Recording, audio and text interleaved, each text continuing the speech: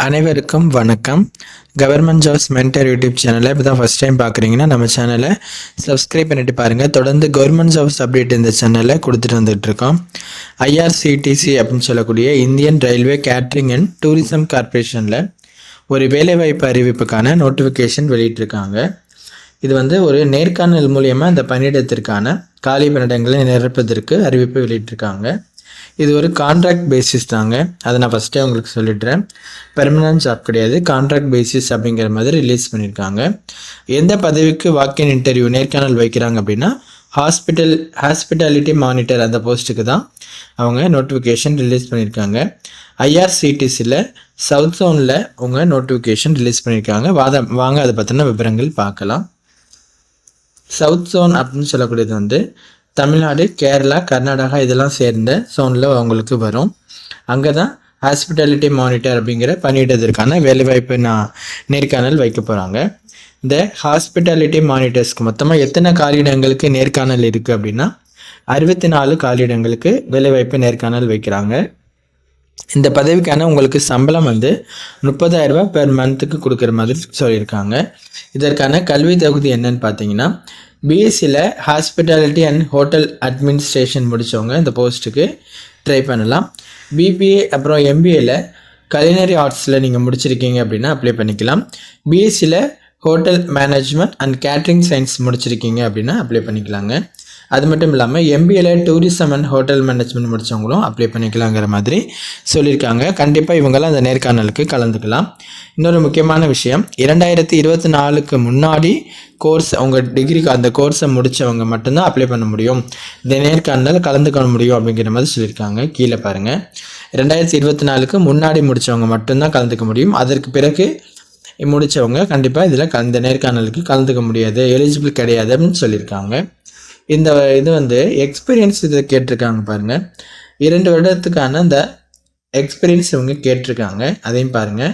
Candidates with minimum of 2 years of experience in the relevant field of work only will be eligible அப்படின்னு சொல்லியிருக்காங்க. இந்த ஃபீல்டில் 2 வருட அனுபவம் இருக்கணும் ஹாஸ்பிட்டாலிட்டி மானிட்டர்ஸில். ஓகேவா, அதை உள்வாங்கிக்கோங்க.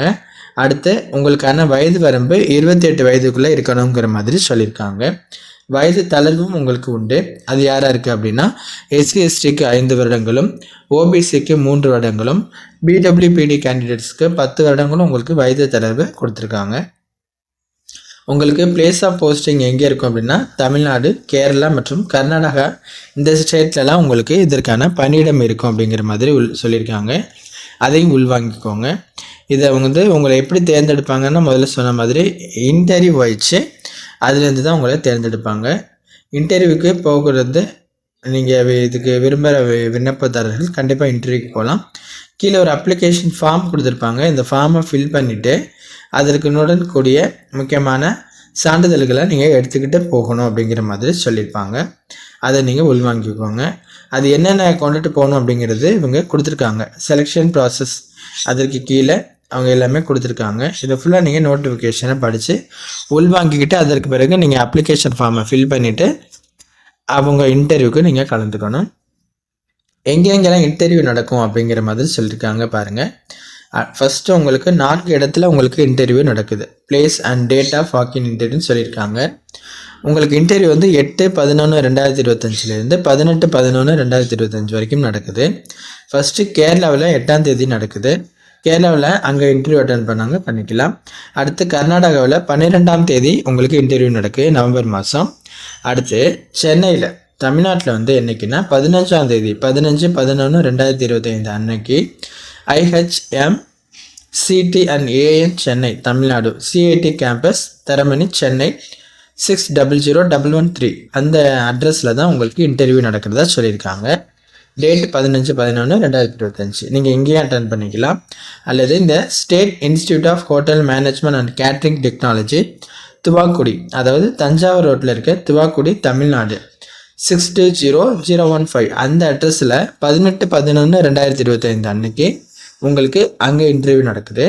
நீங்கள் இந்த வட்டாரத்தில் இருக்கீங்க அப்படின்னா இந்த இடத்துக்கு கூட 18ஆம் தேதிக்கு நீங்கள் இன்டர்வியூ அட்டன் பண்ணிக்கலாம். ஓகேவா, இந்த 4 அட்ரஸில் இப்போ நீங்கள் இந்த சென்னையில் வந்து 15ஆம் தேதியும் தஞ்சாவூரில் இருக்க துவாக்குடியில் 18/11/2025 இந்த ஹாஸ்பிட்டாலிட்டி மானிட்டர்ஸ்க்கான நேர்காணல் நடக்குது.